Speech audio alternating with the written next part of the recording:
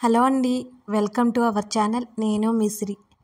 ప్రియా నీదాన్ని అనే కొత్త series evening అని చెప్పాను కదండి, కానీ రెడీ అయిపోవడంతో మార్నింగ్ 9కి ఇచ్చేశాను. ఒకసారి చెక్ చేయండి. ఆ స్టోరీ లింక్ ఈ స్టోరీ డిస్క్రిప్షన్లో కింద ఇస్తాను, ఒకసారి చూడండి. తెలియని వాళ్ళు పోస్ట్ సెక్షన్లో కూడా పెట్టేస్తాను. మీరు మీ సపోర్ట్ చేయాలని ఆశిస్తున్నాను. Thank you. ఇక కథలోకి వెళ్ళిపోదామండి. ప్రియసఖి 83. అలాగే ఇంకొక చిన్న విషయం అండి, స్టోరీలో ఏం రాసినా అది స్టోరీకి అనుసంధానమై ఉంటుంది. కాబట్టి మీరు ప్రతిదీ యాక్సెప్ట్ చేసేలా ఉండాలి. స్టోరీలో కేవలం లవ్ మాత్రమే ఉంటే రొటీన్గా ఉంటుంది కదా, అన్నీ ఉండాలి కదా. అందుకే మన స్టోరీలో అన్నీ టచ్ అవుతాయి. ప్రియసఖి 83. అపురూపమైన క్షణం. ధరణి ఆ లోపు లేచి కూర్చోవడంతో అదలా ఉంచి ఆమె దగ్గరికి నడిచాడు. ఎలా ఉంది ఇప్పుడు? అతని మాటలకు బాగున్నట్టు తల ఆడించింది. అతడు చెయ్యందించగానే అతడి చేతిలో చెయ్యి వేసింది. ధరణిని దించి ఫ్రెష్ అయి రమ్మని వాష్రూంలోకి పంపించాడు. ఆ లోపు భోజనం వచ్చింది. ఆమెకి తినాలి అనిపించలేదు ఆమె ఆలోచనల వలన. నచ్చలేదా? మరి ఏదైనా తెప్పించినా? ఆమె తినకపోవడంతో అడిగాడతను. ఏం లేదండి, నోరు బాగా చేదుగా ఉంది, అబద్ధం చెప్పేసింది ధరణి. మెడిసిన్స్ తీసుకుంటున్నావు కదా, అలాగే ఉంటుంది, తిను నెమ్మదిగా. అతడి భోజనం ముగించేశాడు. ఆ తర్వాత గదిలో ధరణి కాసేపు అటు ఇటు నడిచింది. అలాగే బెడ్ మీద కూర్చుంది. గగన్ ల్యాప్టాప్ ఒడిలోకి తీసుకుని పిన్ టు పిన్ మొత్తం చెక్ చేశాడు. వీక్షకి ధరణికి జ్యూస్ ఇవ్వడం ఒక వెయిటర్ చేశాడు. అతడు ఎక్కడికి వెళ్తున్నాడో కొంత రికార్డ్ అయింది. ఆ తర్వాత ఆ వీడియో లేదు. అతను మామూలుగా వాళ్ళిద్దరికీ జ్యూసులు ఇచ్చి మిగతా వాళ్ళకి కూడా ఇస్తున్నాడు. అక్కడ అనుమానాస్పదంగా ఏమీ అనిపించలేదు. కానీ బేరర్ 2 ముక్కలు ధరణితో మాట్లాడాడు. అదేంటి? అదంతా చూసేపాటికి గంట పట్టింది. శత్రుని ఒకసారి చెక్ చేయమని చెప్పాడు. బేరర్ జ్యూసి ఇచ్చిన సంఘటన ధరణికి చూపిస్తూ, ఇతను ఏం మాట్లాడాడు మీతో అని అడిగాడు గగన్. జ్యూస్ తీసుకురమ్మని చెప్పాను, అదే జ్యూసా అని 1కి 2 సార్లు అడిగారండి. అది బాగుంది, అదే తెమ్మని చెప్పింది వీక్ష. మమ్మల్ని ఆశ్చర్యంగా చూసుకుంటూ వెళ్ళిపోయాడు. ధరణి చెప్తున్నా అనుమానంగా అనిపించలేదు గగన్కి. అంటే వీక్ష డ్రింక్ చేసింది. ఆ బేరర్కి తెలిసి ధరణి అదే అడగడంతో ఆశ్చర్యపోయి ఉంటాడు అని అనిపించింది అతనికి. అంటే వీళ్ళు క్యాజువల్గానే డ్రింక్ చేశారా? కాసేపు ఏమీ అర్థం కాలేదు గగన్కి. అతడు పక్కకి తిరిగి చూస్తే ధరణి చేతుల్లో ముఖం దాచుకుని తల కిందకి దించి కనిపించింది. మళ్ళీ ఏమొచ్చింది నీకు? ఆమె చేతులు లాగేశాడు గగన్. ధరణి బేలగా చూసింది. కోపం తెప్పించకుండా మ్యాటర్కి రా. అసలే చాలా చిరాకులో ఉన్నాను అన్నాడు గగన్ అలాగే చూస్తూ. ధరణి కళ్ళ వెంట నీళ్లు బొటా బొటా రాల్చింది. మై గాడ్ అన్నాడు కళ్ళు తేలేస్తూ. నా వల్లే ఇదంతా. ధరణి ముక్కు చీదుకుంది. ఏదంతా? గగన్ అర్థం కానట్టు చూశాడు. మీకు ఈ చిరాకు కోపం అంతా నా వల్లే, ధరణి మళ్ళీ కళ్ళు తుడుచుకుంటూ చెప్పింది. ఏడు పాపలేదంటే కొట్టేస్తాను, అతడు సీరియస్గా అన్నాడు. ఇది నిజం కదా? చీర కొంగుతో మరోసారి కళ్ళు తుడుచుకుంది ధరణి. అయితే ఏం చేద్దామంటావు? గగన్కి మధ్య డ్రామా బాగా అలవాటైపోయింది. గడ్డం కింద చెయ్యి పెట్టుకుని మరీ ఆమెనే చూస్తున్నాడు అతను. అదే తెలియట్లేదు. ధరణి మూతి ముడుచుకొని బిక్కమొహం వేసింది. చూడు మొద్దు. గగన్ మాటలకి కొరకొరా చూసి, మనమేం మాట్లాడుకుంటున్నాము, మీరేమంటున్నారు అని అంది. ధరణికి ఉక్రోషం పొంగుకొచ్చింది. మొద్దుని ఎప్పుడైనా మొద్దు అంటారు మొద్దు? సైలెంట్గా నోటి మీద వేలు పెట్టుకుని నేను చెప్పేది విను అన్నాడు గగన్. ధరణి అలిగినట్టు చూసింది. ప్రతి సిచ్యువేషన్కి ముందు భయపడడం మానే, ఓకే? ఈ చిన్న లైఫ్లో అవసరమా ఈ భయపడటాలు, కంగారులు, టెన్షన్లు? హాయిగా లైఫ్ని ఎంజాయ్ చేయాలి, నచ్చింది చేయాలి. అంటే అడ్డమైనవన్నీ చేయమని కాదు. మైండ్ ఇట్ మిస్సెస్ మొద్దు. ఆమె కణత మీద మునివేళ్లతో 2 సార్లు పొడిచాడు. చుర్రుమనగా కణత దగ్గర చేయి పెట్టుకుని అతడి వైపు చూసింది ధరణి. నా మీద మీకు కోపం వస్తుందా అని అడిగింది. ఇలా ఏడిస్తే కోపం రాక నవ్వొస్తుందా? ముఖం చిట్లించి చూశాడు. ఇలా కాదు, ఇప్పుడు కాదు అంది. మరి? నొసలు ముడి వేసి అడిగాడు. నేను హాస్పిటల్ పాలయ్యాను కదా, ప్రతిసారి మిమ్మల్ని ఇబ్బంది పెడుతూనే ఉన్నాను కదా. ధరణి కళ్ళు దించుకుంటూ చేతులు చూసుకుంటూ చెప్పింది. ధరణి, నువ్వేం కిడ్వి కాదు, చదువుకున్న అమ్మాయివి. కాస్తైనా బుర్ర ఉపయోగించు. పిచ్చి పిచ్చిగా ఆలోచించి తిక్కగా వాగి నాకు కోపం తెప్పించుకో. హాస్పిటలైజ్ అవ్వడం కామన్, దానికి ఎవరేం చేస్తారు, ఎందుకు కోపడాలి అన్నాడు గగన్. గగన్కి పిచ్చి చిరాకు వచ్చేసింది ధరణి మాటలకి. అది చిరాకు కాదు, ఇంకేదో. ఇంతకీ నాకేమైంది, ధరణి ఉన్నట్టుండి అడిగింది. కాస్త పిచ్చి పట్టిందనుకుంటా, మెంటల్ హాస్పిటల్కి జాయిన్ చేస్తే సెట్ అవుతుంది అన్నాడు గగన్ అదే సీరియస్ ఫేస్తో.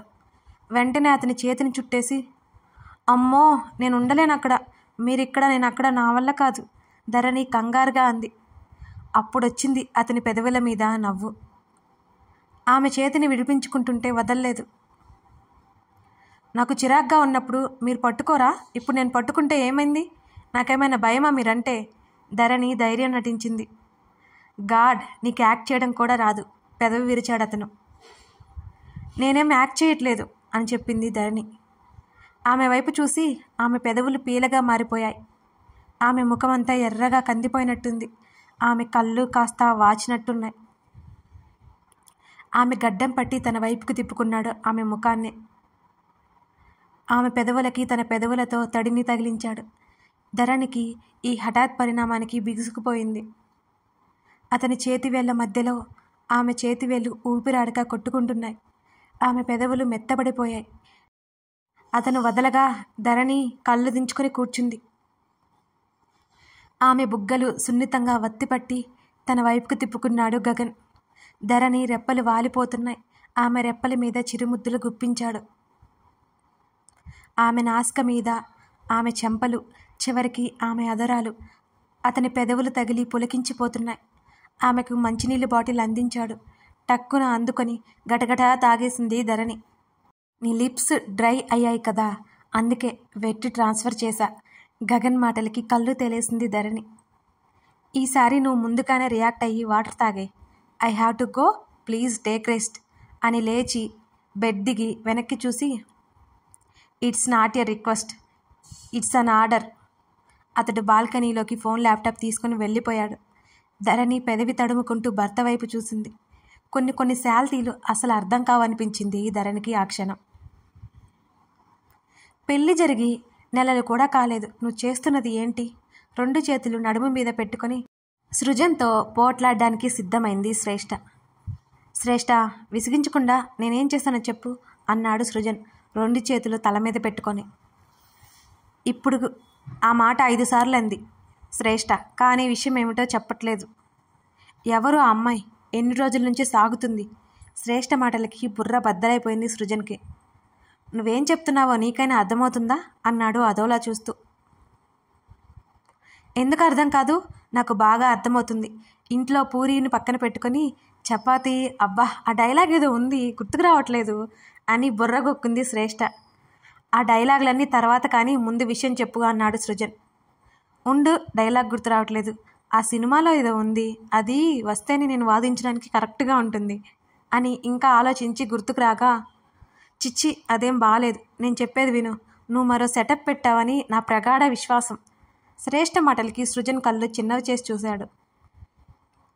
నువ్వెలా చూసినా నాకేం భయం లేదు అంది చేతులు కట్టుకొని ముఖం పక్కకు పెట్టుకుంటూ. ముందు విషయానికి రా అని అడిగాడు సృజన్. నాకు పనుంది, తర్వాత చెప్తా, అప్పటి వరకు నీతో మాట్లాడేది లేదు అని తన పొట్టి జడను విసుగ్గా వెనక్కి తోసుకుని వెళ్ళిపోతున్న శ్రేష్ఠ చేతిని పట్టి ఆపాడు.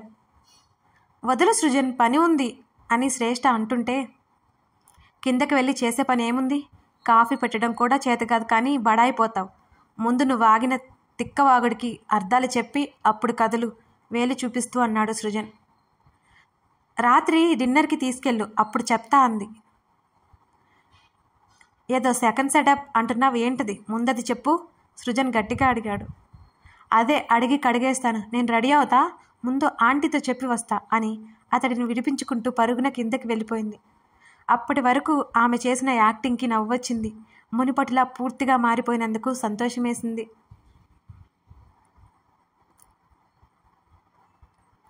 ఆ రోజు రాత్రి, ఐ హేట్ యు ఇప్పటికి 50 సార్లు మెసేజ్ పంపించాడు చేతన్. డిన్నర్కి వచ్చి ఫోన్ చేతులకు తీసుకుని ఆ మెసేజ్లన్నీ చూసి వీక్షకు ఒళ్ళు మండిపోయింది.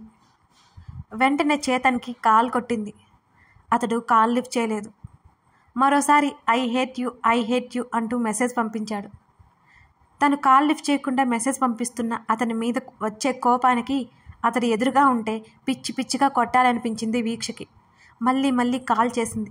10 సార్లు కాల్ చేశాక అప్పుడు లిఫ్ట్ చేశాడు చేతన్. ఐ హేట్ యూ చెప్పేసి టక్కున కాల్ కట్ చేశాడు. వీక్ష ఆవేశంతో అరిచింది. వెంటనే దీవెన మొబైల్ తీసుకుని కాల్ కలిపింది చేతన్కి. దీవి అన్నాడు కాల్ లిఫ్ట్ చేసిన వెంటనే చేతన్. పళ్ళు నూరుకుంటూ ఉంది వీక్ష. మాట్లాడవేంటి, వినిపిస్తుందా అని చేతన్ మళ్ళీ పిలిచాడు. వీక్ష అంది సీరియస్గా. చేతన్ కంగు తిన్నాడు. కాల్ కట్ చేసావంటే ఏం చేస్తానో నాకే తెలియదు అని వీక్ష చాలా కోపంగా అంది. చేతన్ మౌనంగా ఉన్నాడు. ఏంట్రా ఎక్కువ చేస్తున్నావు అని అడిగింది వీక్ష గట్టిగా. రానా అన్నాడు చేతన్ బిత్తరపోతూ. కాకపోతే ఏంటి, చాలా ఎక్కువ చేస్తున్నావు. ఏదో ఒక రాడ్ తీసుకొని తల పగలగొట్టాల్సి వస్తుంది. ఇక్కడున్నప్పుడు ఛాన్స్ మిస్ చేసుకున్నాను, తప్పు జరిగిపోయింది అని అంది ఆవేశంగా. చాలా ఎక్కువ మాట్లాడుతున్నావు నువ్వు అన్నాడు చేతన్ కోపంగా. ఇది చాలా తక్కువ, అర్థమైందా? ఇది చాలా చాలా తక్కువ. నాకొచ్చే కోపానికి పీక పిసికి పడేయాలనిపిస్తోంది అని వీక్ష అలా అనగానే ఆ మాటలకి అప్రయత్నంగా గొంతు దగ్గర చేయి పెట్టుకుని తడుముకున్నాడు చేతన్. ఆమె మాటలు ఆపలేదు, కొనసాగించింది. ఇక్కడ లేవు కాబట్టి బ్రతికిపోయావు. అసలేంటి నీ గోలా? అది ఫోన్ అనుకున్నావా, ఏమనుకున్నావు? ఐ హేట్ యూలేంటి? అది 1కి 2 సార్లు కాదు, 50 సార్లకు పైనే. నేను నీకు ఐ లవ్ యూ చెప్పానా నువ్వు నాకు హేట్ యూ చెప్పడానికి? నాకు ఇరిటేషన్ తెప్పించి పరలోకానికి పార్సల్ అవ్వకు. వీక్ష చాలా చాలా సీరియస్గా చెప్తుంటే నా ఫ్యూచర్ తలుచుకుంటే నాకు భయం వేస్తుంది అన్నాడు చేతన్. అంది అర్థం కానట్టు చూసింది. ఏం లేదులే కానీ నువ్వు నాకు అన్యాయం చేస్తున్నావు అన్నాడు చేతన్ కోపం ప్రదర్శిస్తూ. నేను నీకు అన్యాయం చేస్తున్నానా? ఒక్కొక్క పదం ఆశ్చర్యంగా పలుకుతూ అడిగింది వీక్ష. అవును, నువ్వే నువ్వే నువ్వే మరో 3 సార్లు అన్నాడు చేతన్. ఆపు నీ గోల, పని పాట లేకపోతే నన్ను విసిగిస్తావా? కోపంగా అరిచింది వీక్ష. హలో మేడం, నేనేమి ఊరికే కూర్చోలేదు. నా కింద కొన్ని వేల మంది పనిచేస్తున్నారు, గుర్తుపెట్టుకో ఈ విషయం అన్నాడు చేతన్. అలా అయితే నాకెందుకు కాల్ చేసి నన్ను విసిగిస్తున్నావు? పోయి పని చూసుకో అంది వీక్ష. ఇక్కడ నాకు అన్యాయం జరుగుతుంటే నువ్వు బాధ్యత వహించాలిగా. నేను ఊరికే చేతగాని వాడిలా కూర్చోను, నాకు న్యాయం జరగాలి అన్నాడు చేతన్ పట్టుదలగా. నాకు పిచ్చి లేపకుండా విషయం ఏంటో చెప్పు. వీక్ష విసుక్కుంది. మొన్న రాత్రి నాకు అన్యాయం చేసి పెళ్లి చూపులకు రెడీ అయిపోయావా? చేతన్ మాటలకి నోరు తెరుచుకుంది వీక్ష. అన్యాయం ఏంటి అంది కంగారుగా. చేతన్ ఏడుపు నటించాడు. ఒక అభాగ్యుడైన నన్ను పట్టుకుని ఏదేదో చేసి ఇప్పుడు పెళ్ళికి సిద్ధమైపోతావా అంటూ మళ్ళీ ఏడుపు లంకించుకున్నాడు. చిచ్చి, సిగ్గులేకపోతే సరి, ఏం వాగుతున్నావు? పళ్ళు బిగించి కోపంగా అరిచింది వీక్ష. పిచ్చి పిచ్చిగా వాగావు అంటే పళ్ళు రాలిపోతాయి, జాగ్రత్తగా. కాల్ కట్ చేసి పడేసింది వీక్ష. తల పట్టుకుని కూర్చుంది. వీడేంటి తనని ఇలా తగులుకున్నాడు? నిజంగా తను ఏం చేసిందో అసలు గుర్తుకు రావట్లేదు. వీక్ష ఆలోచిస్తోంది, అయినా గుర్తుకు రాలేదు తనకి. సృజన్ని డిన్నర్కి లాక్కుపోయింది శ్రేష్ఠ. అందరూ ఓపెన్ గార్డెన్ రెస్టారెంట్లో టేబుల్ ముందు కూర్చున్నారు. వీరిద్దరు కూడా. శ్రేష్ఠ తనకి నచ్చిన ఐటమ్స్ అన్నీ ఆర్డర్ ఇచ్చేసింది. ఇద్దరు ఆ వాతావరణాన్ని చూస్తూ ఆస్వాదిస్తూ భోజనం చేయసాగారు. సృజన్ పిలిచింది శ్రేష్ఠ. చెప్పు అన్నాడు సృజన్. ఇంతకీ సెకండ్ సెటప్ గురించి నాకు చెప్పలేదేంటి? ఆ మాటకి తింటున్నవాడల్లా ముఖాన్ని అయోమయంగా పెట్టుకొని తల ఎత్తి చూశాడు ఆమె వైపు. ఏంటి, సెకండ్ సెటప్పా? అదే ఆశ్చర్యంతో అడిగాడు. అవును, బయట ఇదే టక్ తెలీదా నీకు అని ఒకవైపు తింటూ అడిగింది శ్రేష్ఠ. నీకు బాగా పిచ్చి పట్టింది అన్నాడు సృజన్ కోపంగా. నువ్వు సెకండ్ సెటప్ని మెయింటైన్ చేస్తూ నాకు పిచ్చి పట్టింది అనకు సృజన్, నేను ఫీల్ అవుతాను, శ్రేష్ఠ మూతి ముడుచుకుని చెప్పింది. ఓహ్ మై గాడ్, నీకేదో అయింది విసుగ్గా అన్నాడు సృజన్. నాకేం కాలేదు, నీకే ఏదో అయ్యి నేను సరిపోనంటూ శ్రేష్ఠ మాట్లాడుతుండగానే టేబుల్ మీద ఉన్న ఆమె చేతి మీద గిల్లాడు సృజన్. శ్రేష్ఠ చిన్నగా అరిచి చేతిని వెనక్కి లాక్కుంది. అబ్బా ఏంటి సృజన్ ఇది అంది మూతి ముందుకు పెట్టి చేతి మీద దిద్దుకుంటూ. లేకపోతే పిచ్చి పిచ్చిగా వాగితే ఇలాగే ఉంటుంది, ముందు తిను అన్నాడు కొరకొరా చూస్తూ. శ్రేష్ఠ మూతి 3 వంకలు తిప్పి తినడం కొనసాగించింది. ఆమె ప్రవర్తన సృజన్కి నవ్వు తెప్పిస్తుంది. అసలు ఈ సెకండ్ సెటప్ గోల ఏంటి అసలు అర్థం కావట్లేదు అతనికి. ఇప్పటి వరకు డిన్నర్ కోసం ప్లాన్ చేసిందనుకున్నాడు, కానీ పదే పదే ఆ విషయం ఎందుకు అడుగుతోంది, ఎందుకు ఎత్తుతోంది, నాతో ఏం చెప్పాలనుకుంటోంది ఆలోచిస్తున్నాడు సృజన్. ఆమెనే చూస్తూ ఆలోచించాడు. ఆమె చెప్తుందిలే అని ఊరుకున్నాడు. మొత్తానికి శ్రేష్ఠ చాలా వరకు జరిగిన సంఘటన గురించి మర్చిపోయింది. ధరణికి కొన్నాళ్ల పాటు ఏసీ వాడకూడదని డాక్టర్లు చెప్పడంతో ఆఫ్ చేసి ఫ్యాన్ వేశాడు గగన్. ధరణి టాబ్లెట్స్ అన్నాడు గగన్. వేసుకున్నాను ముఖం వికారంగా పెట్టుకొని అతని పక్కన సెటిల్ అయింది ధరణి. అతడికి ఉక్కపోతగా అనిపించడంతో టీషర్ట్ తీసి పక్కన పడేశాడు. నేను వేరే గదిలో పడుకోనా, తన వల్ల అతనికి ఇబ్బంది ఏమో అడిగింది ధరణి. నోరు మూసుకొని పడుకో, శత్రు పంపిన నెక్స్ట్ డే మీటింగ్ డీటెయిల్స్ అన్నీ చూసుకుంటూ అన్నాడు గగన్. నేను వేరే రూమ్లోకి వెళ్ళిపోతాను ప్లీజ్ అంది ధరణి. అతడేం మాట్లాడలేదు. అతను పని చేసుకోసాగాడు. ధరణి లేచి గదికి కిటికీలు తెరిచింది. ఒక్కసారిగా చల్లగాలి ఆ గదిలోకి ప్రవేశించింది. కిటికీ తెరలు మూసి ఉన్నాయి. అప్పుడప్పుడు అవి పక్కకి తొలగిపోతూ గాలిని ఆహ్వానిస్తున్నాయి. వెనక్కి వాలి అతన్నే చూస్తూ పడుకుంది ధరణి. ఆమెకు నిద్ర రావడం లేదు. పగలంతా రెస్ట్ తీసుకుని కంటి మీద కునికే చేరడం లేదు. బుద్ధుంటే ఇంకోసారి మందు ఉన్న దరిదాపుల్లో కూడా వెళ్ళకూడదని బలంగా నిశ్చయించుకుంది ధరణి. ఆల్కహాల్ ఎంత పనిచేసింది, తనకి ప్రాబ్లం తెచ్చిపెట్టింది. ఏమీ తెలియని ధరణి దిగులుగా ఆలోచించసాగింది. నిద్ర పట్టగా మళ్ళీ బెడ్ దిగి గగన్ దగ్గరికి వెళ్ళింది. తొంగి చూసింది. అతడు మెయిల్ టైప్ చేస్తూ కనిపించాడు. అతని బలమైన చేతివేళ్లు కీబోర్డ్ మీద అటూ ఇటూ కదులుతున్నాయి.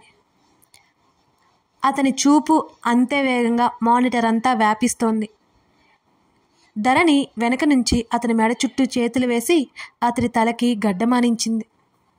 ఒక చేతిని ఆమె చేతి మీద వేసి తట్టి మళ్ళీ తన పని తను కొనసాగించుకుంటూ వాట్ హ్యాపెండ్ అని అడిగాడు గగన్. నిద్ర పట్టట్లేదు అని ధరణి చెప్తుంటే